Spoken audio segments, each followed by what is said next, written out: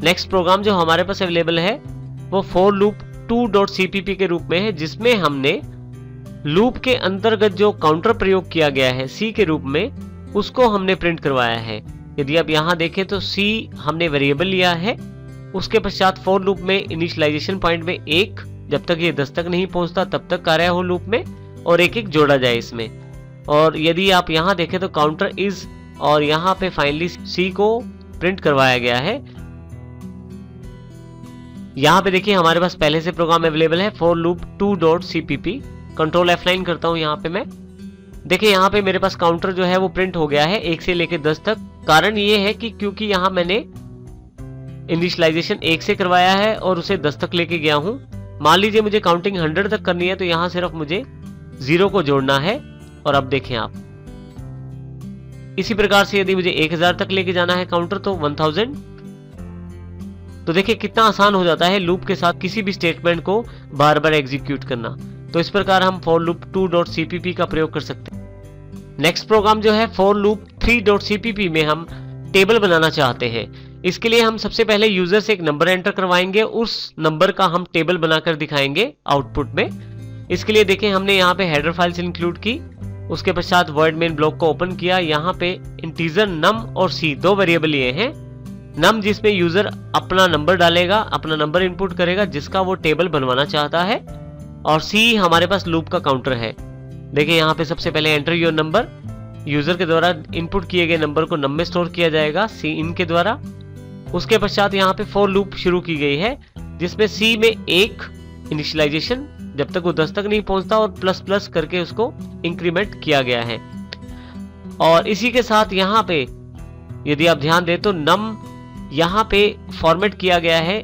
इसके साथ ही सबसे पहले नम प्रिंट होगा, नम अर्थात वो नंबर जो हमारे पास टेबल का है, मल्टीप्लाई का साइन, सी जो काउंटर है हमारा, और फिर से इक्वल एज अ मैसेज, और लास्ट में नंबर इनटू सी अर्थात जो नंबर दिया गया है और जो काउंटर की उस समय की वैल्यू है उन दोनों को मल्टीप्लाई करके यहाँ पे टेबल के आउटपुट के रूप में दिया जाएगा।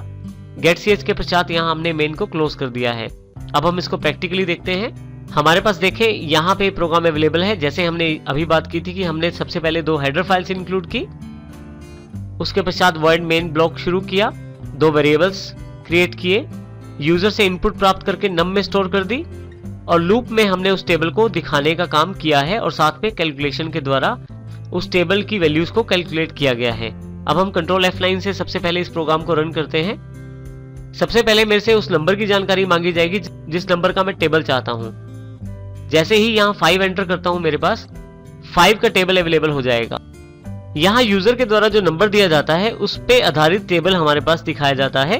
और टेबल बनाने के लिए हमने फॉर लूप का प्रयोग किया है क्योंकि एक ही टास्क को हमने रिपीट करना है परंतु अलग अलग कैलकुलेशन के साथ। इसमें हमने काउंटर को प्रयोग किया है। हर बार काउंटर को जो कि चेंज हो रहा है 1 2 3 4, यहाँ पे जो काउंटर है वो चेंज हो रहा है 10 तक, और जो नंबर है जो यूजर ने एंटर किया है वो चेंज नहीं हो रहा, जो सबसे पहले 5 है, और इनको दोनों को गुना करके आउटपुट दिखाया गया है। इस प्रकार हम इस टेबल का प्रयोग कर सकते हैं। इस प्रकार हम फॉर लूप के इस एग्जांपल को समझ सकते हैं। while 2.cpp के द्वारा हमने उसी प्रोग्राम को दोबारा किया है जो हमने फॉर लूप के द्वारा टेबल प्रिंट करवाने वाला कार्य किया था। देखिए इसमें सबसे पहले हमारे पास दोनों हेडर फाइल्स, फिर word main block open, 2 variables हैं जिनमें हमने एक नम जिसको यूजर के द्वारा एंटर करवाया जाएगा। जिस नंबर का वो टेबल बनाना चाहता है उस नंबर को यहाँ वो यूजर एंटर कर सकता है जिसको सीन के द्वारा नम में स्टोर कर दिया जाएगा।